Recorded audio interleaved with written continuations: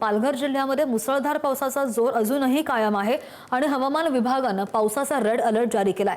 खबरदारी म्हणून शाळा, महाविद्यालय आणि अंगणवाड्यांना सुट्टी दिली गेली आहे। नदी, नाले दुथड्या भरून वाहत आहेत आणि पाण्याची पातळी सुद्धा परिणामी वाढलेली आहे। मुंबई अहमदाबाद महामार्गावरील मनोर इथं पाणी साचलंय, त्यामुळे 7 ते 8 अवजड वाहनं अडकून पडली आहेत आणि त्यामुळे वाहतूक विस्कळीत झाली आहे। बातमी पालघरमध्ये।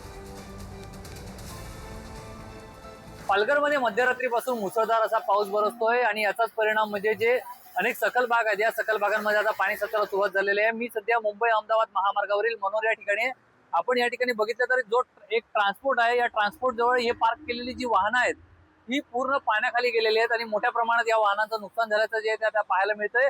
एकंदरीत बघितलं तर गेल्या 3 तासापासून मुसळधार असा पाऊस बरसतो आणि याच पावसाचं पाणी जे आहे ते जो मनोरचा ब्रिज आहे, या ब्रिजच्या खाली जे सर्व्हिस रोड आहे, या सर्व्हिस रोडवर आपल्याला भरलेलं पाहायला मिळते आणि त्यामुळे अनेक जी वाहनं आहेत, मोठे मोठे अवजड वाहनं आहेत, ही आता पाण्याखाली गेल्याने मोठ्या प्रमाणात या वाहनांचं देखील नुकसान झाल्याचं पाहायला मिळते। अगदी बघितलं तर गेल्या 3 तासापासून मुसळधार असा पाऊस बरसतोय आणि या पावसाचा परिणाम जो आहे तो संपूर्ण जनजीवनावर झालेला पाहायला मिळतोय। कुठेतरी महामार्ग प्राधिकरण विभागाकडून या ठिकाणी दुर्लक्ष केल्याचं चित्र जे ते समोर आलेलं आहे। हा पाण्याचा निचरा करण्यासाठी कुठलीही व्यवस्था जी आहे ती या ठिकाणी केलेली दिसत नाहीये।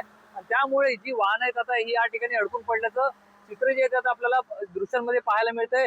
एकंदरीत बघितलं तर पालघरमध्ये मुसळधार असा पाऊस बरसतोय, अनेक रस्ते देखील पाण्याखाली गेलेले आहेत आणि ग्रामीण भागातल्या ज्या छोटे पूल असतील, मोरे असतील, ह्या देखील पाण्याखाली गेल्याने मोठ्या प्रमाणात अनेक गावांचा संपर्क देखील तुटल्याचं चित्र जे ते समोर आलेलं आहे। आपण दृश्यांमध्ये बघितलं तर हा अर्ध्यापेक्षा जास्त जो मोठा ट्रक आहे हा पाण्याखाली गेलेला आहे, त्यामुळे ह्या ट्रकचं देखील मोठ्या प्रमाणात नुकसान झाल्याचं चित्र जे ते समोर आलेलं आहे।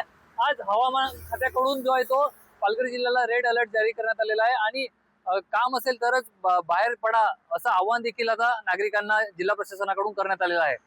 पुढारी न्यूज साठी जितेंद्र पाटील, पालघर।